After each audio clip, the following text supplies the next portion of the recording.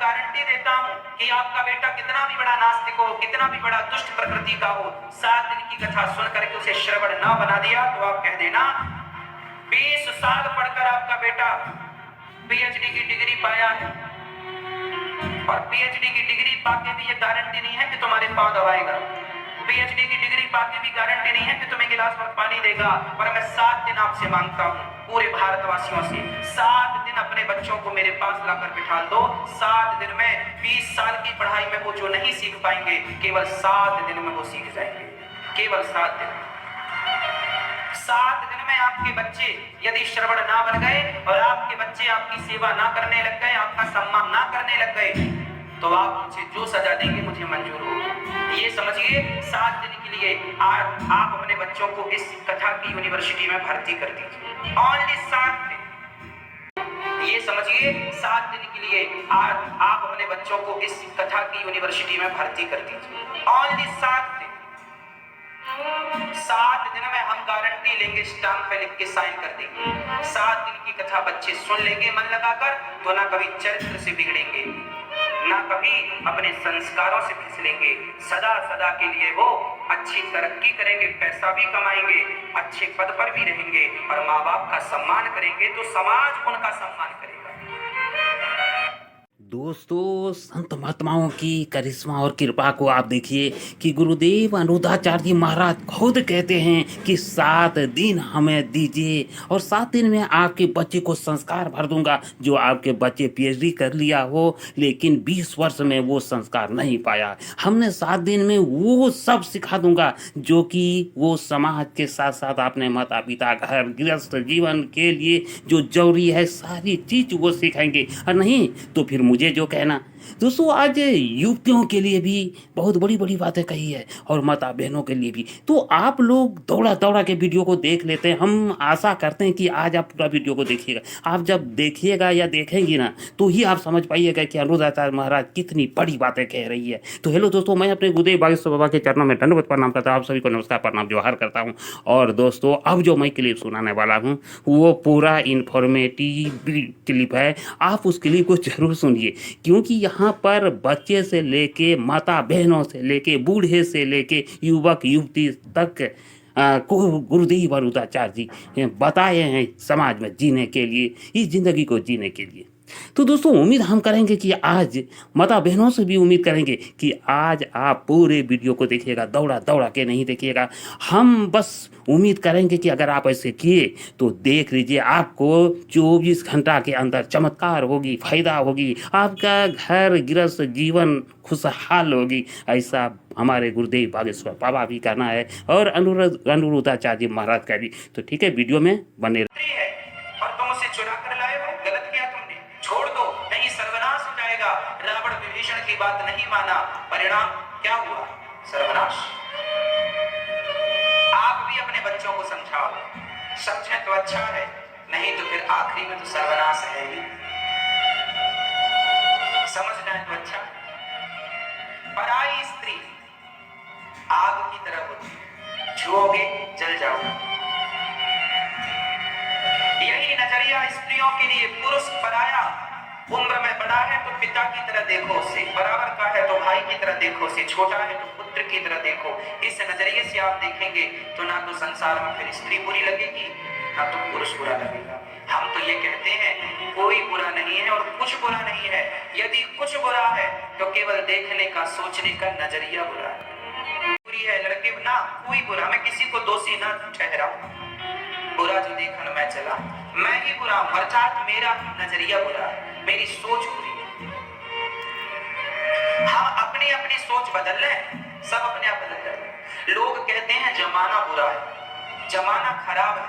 अरे भाई, जमाना भी तुमसे ही तो है, जमाने से हम नहीं है, हमसे जमाना है। हम ही अच्छे होते तो जमाना भी अच्छा होता, हम ही बुरे हैं इसलिए जमाना बुरा है।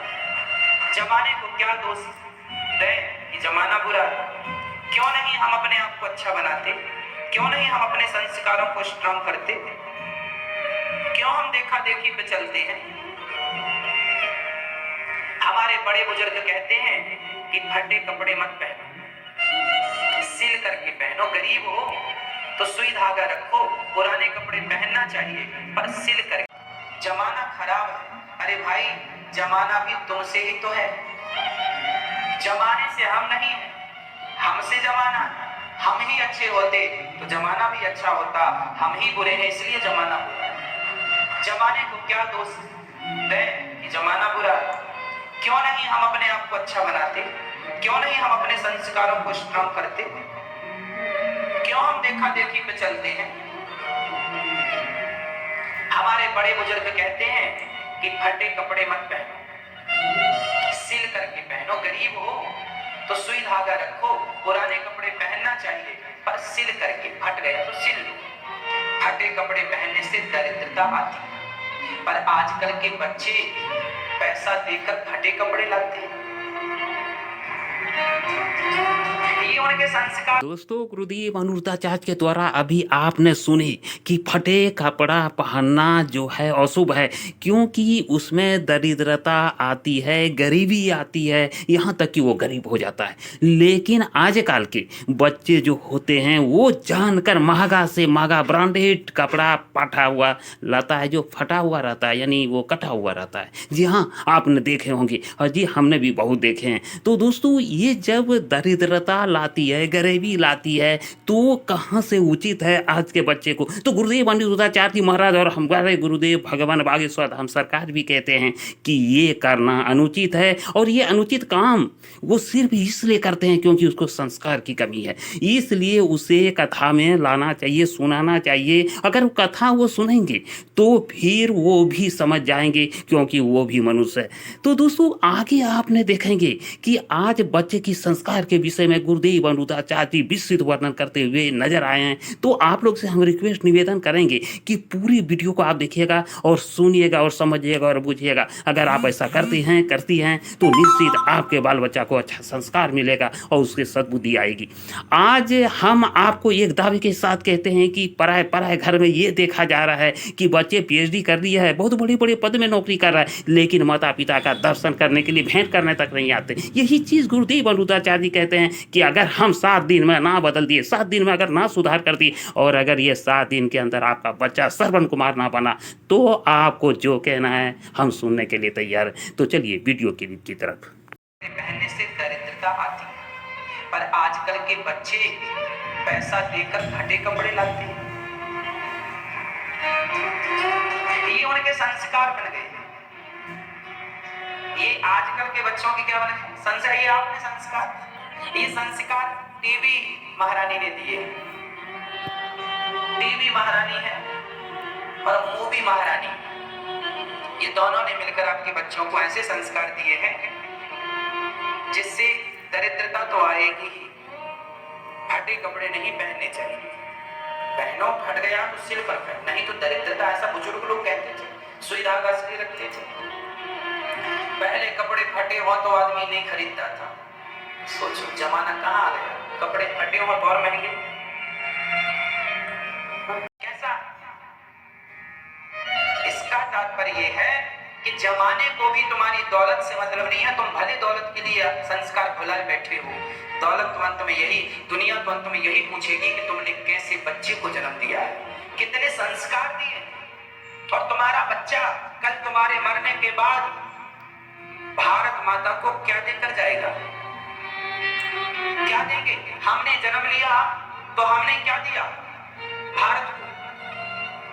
हम कह सकते हैं कि हमने, आज ही हमारे पास एक दादाजी आए, उन्होंने आज हमसे कहा, गुरुजी हम मरने वाले थे, सेल्फास की गोली ला चुके थे, बस खाना बाकी था, बस मरने का पूरा प्लान कर चुके थे कि खा के हम सेल्फास कथा लगा दी। और हम अपने कमरे से सुने तो खींचे चले आए, और कथा सुनी तो कथा सुन के हम डिप्रेशन से निकल गए, और आज आपको धन्यवाद देने आए हैं कि आपने जिंदगी दे दी। आए थे आज, क्या अर्थ है? यही अर्थ है। ऐसे एक नहीं, लाखों की संख्या में लोग हैं जो डिप्रेशन से निकल चुके हैं कथा सुन सुन के। ये दास, अब मुझे लगता है कि शायद ईश्वर ने मुझे जिस लिए भेजा था वो यही उद्देश्य था। मैं कह सकता हूं कि हाँ, भगवान ने जिस उद्देश्य के लिए भेजा था, लाखों लोगों के हृदय में भगवत प्रेम जाग चुका है, जाग चुका है, जाग चुका है, भक्ति जाग चुकी है। यही मेरे जन्म लेने का उद्देश्य था, वो उद्देश्य पूरा हो रहा। आजकल माँ बाप बच्चों को पढ़ाने विदेश भेजते, बेटा एक बार विदेश जाता है तो माँ बाप यहाँ मर जाते हैं, देखने भी नहीं आता, रंग चढ़ जाता है विदेशों का। बाद में माँ बाप रोते हैं, महाराज जी भेजा था पढ़ने के लिए, मर गए माँ बाप, देखने नहीं आया कि कहाँ है, कैसे, कितनी घटना है। शिक्षा क्या हमारे भारत की कम है? क्या हमारे भारत में शिक्षा का अभाव है? इसके पहले अपने आप से ये पूछो, क्या एक अच्छे इंसान बन पाए? तो दुनिया में पढ़ोगे तो शायद एक अच्छे डॉक्टर बन जाओ, एक अच्छे जज बन जाओ, शायद एक अच्छे ऊंचे पद में जाकर बैठ जाओ। क्या एक अच्छे व्यक्ति बन पाए? क्यों नहीं कोई सूरदास बन पाता? दुनिया में, भारत के बाहर दुनिया पढ़ने जाती है, वो भूल जाते हैं कि दुनिया को आगे बढ़ाने वाले आर्यभट्ट थे। वो विदेश में पढ़ने नहीं गए थे। आर्यभट्ट जिन्होंने शून्य का आविष्कार किया, दशमलव दिया, आर्यभट्ट कहां से थे? भारत के थे। बिना खंबे का सेतु बनाने वाले वो इंजीनियर लोग, राम सेतु बनाने वाले कहां के थे? भारतीय थे। दोस्तों, गुरुदेव अनिरुद्धाचार्य जी महाराज कहते हैं कि आज जो बच्चे को विदेश भेजा जा रहा है शिक्षा के लिए, कि वहाँ पे अच्छी शिक्षा मिलेगी, बड़ी नौकरी करेगी और यहाँ तक कि ये आदमी जो है बड़ा बनेगा। लेकिन दोस्तों, सोचने वाली बात है कि जब उसका माता पिता बीमार होता है या उसका माता पिता का हाल क्या है, ये देखने के लिए वो बच्चे आते नहीं, क्योंकि वहीं वो शादी करके बस जाते हैं। तो अब सोचने वाली बात है कि गुरुदेव अनिरुद्धाचार्य जी कहते हैं कि संस्कार की कितनी कमी है। शिक्षा तो उन्होंने बहुत पाई, डॉक्टर इंजीनियर सब कुछ बन गया, लेकिन सबसे बड़ी बात है कि वो क्या आदमी बना। इसी विषय में प्रकाश डालते हुए अनिरुद्धाचार्य जी महाराज कहते हैं कि अगर आप आदमी बनाना चाहते हो, अगर उसे इंसान बनाना चाहते हो, माता पिता का अगर सेवा करे ऐसा चाहते हो, तो पहले संस्कार भरना होगा। दोस्तों, इसी उदाहरण पर कहते हैं कि विदेश पढ़ाई के लिए क्या जरूरी है। यहाँ पर आर्यभट्ट ऐसे एक वैज्ञानिक था, ऐसा गणितज्ञ था, जो कि उन्होंने माइनस का और साथ ही उसी ने गणित का जो है वो झंडा गाड़ा है, जो आज तक इसका रिकॉर्ड नहीं टूटा। जी हाँ दोस्तों, दशमलव सिद्धांत तो उसी ने दिया, साथ ही जीरो यानी शून्य का सिद्धांत दिया। फिर भी ऐसे सब महान दोस्तों, यहाँ तक अनिरुद्धाचार्य जी महाराज कहते हैं कि जब त्रेता युग में जो पुल बनाई गई पर चढ़ाई करने युद्ध के लिए जब जा रहे थे राम की सेना और राम प्रभु जी, तो उस समय जो पुल बनाई गई थी, क्या वो पुल जो बनी थी वो बिना खंबे का वो पुल थी? क्या वो वैज्ञानिक में कोई कमी थी कि जिन्होंने बिना खंबे वाली ऐसा पुल बनाई जो कि श्रीलंका तक आक्रमण के लिए चले गए सभी सेना? 1400 वर्ष पहले घड़ी का आविष्कार हुआ था। कहां पर हुआ था? जब आप उड़ीसा जाएंगे, जगन्नाथ मंदिर के पास ही लगभग 100 किलोमीटर की दूरी पर एक मंदिर है, कोणार्क। वहां पर एक चक्र बना है, 1400 साल पुराना मंदिर है। वो वहां का इतिहास बताता है, मुगलों ने उसे गिराया था 1400 साल पहले। आज भी वहां हमारे भारत के वैज्ञानिकों के द्वारा घड़ी बनाई गई थी। आज भी सूर्य की परछाई से वो बिल्कुल परफेक्ट समय बताती है, घंटा मिनट सेकंड तक बता देती है। नए 10 के नोट में उसका चित्र भी बना है। नया जो 10 का नोट चला है ना, उसमें चित्र बना है, गोल सर्कल है। कोणार्क मंदिर कभी जाओ, पता चलेगा। जब महाभारत हुआ था तब भी टीवियां थी और लाइव टेलीकास्ट हुआ करता था, जैसे आज आप फेसबुक पे लाइव कर लेते हैं, पहले भी होता था। जब महाभारत युद्ध चल रहा था तो संजय धृतराष्ट्र को कहां बैठ के सुना रहे थे? घर पे। हाँ, लगभग 150 से 200 किलोमीटर की दूरी थी। जहां महाभारत हो रहा था वो कुरुक्षेत्र था और ये हस्तिनापुर में सुना रहे थे। ज्यादा ना सही तो 100 किलोमीटर मान लो। फिर भी संजय धृतराष्ट्र को कहाँ सुना रहे थे? कमरे में बैठ के अब ये चल रहा, अब ये हो रहा है। वो युद्ध वहां चल रहा था, सुना यहाँ रहे थे। तो साधन क्या था? साइंस रहा होगा तब तो हुआ। उस साइंस का ज्यादा प्रचार इसलिए नहीं हुआ क्योंकि उन साइंटिस्टों को पता था कि यदि इनका आविष्कार हमने ज्यादा किया तो लोग आलसी हो जाएंगे। रावण के पास पुष्पक विमान था पर ज्यादा नहीं बनाए। क्यों? क्योंकि पता था कि इससे प्रकृति को नुकसान होगा, प्रदूषण होगा, ओजोन परत कमजोर पड़ जाएगी। अभी यही तो दुर्दशा है प्रकृति की।